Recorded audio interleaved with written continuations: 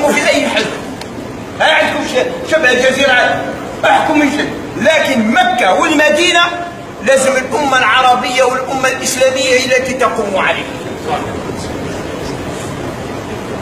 من سيخطب في الحج؟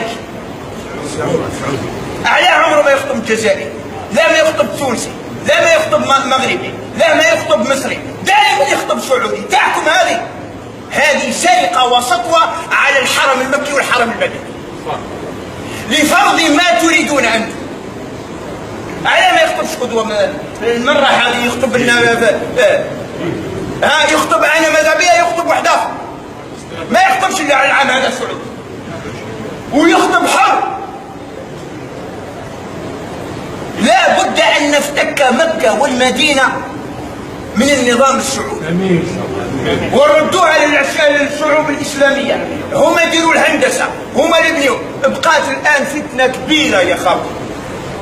زيد حاجه ثانيه، غلقوا مكه البيت الحرام، غلقوها وسدوها بماذا؟ بالعمارات.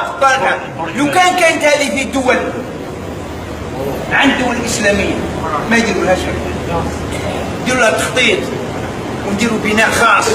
الجزائر عندها مهندسين، وتونس عندها مهندسين، والمغرب عندها مهندسين، وموريتانيا ومصر. قال هاو الحرم المكي والمدني، والسعوديين معليش جزء منهم معليش يجي نهار يخطبوا معليش بصح نهار كامل انتم تخطبوا.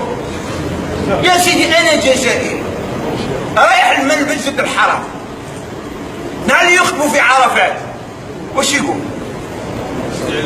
يقول اللهم احفظ الملك واحفظ الولي العهد ولي العهد، والناس يقولوا امين. ماشي تاعنا، لازم تجيبهم خايمه نتاع كل الحكام والملوك وتعلم واحد ولا لا؟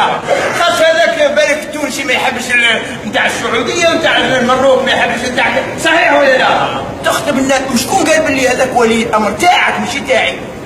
انا هنا بالحج، حج تاع السعوديه ولا حج تاع الامه العربيه والامه الاسلاميه؟ كذا تجبرني ندعي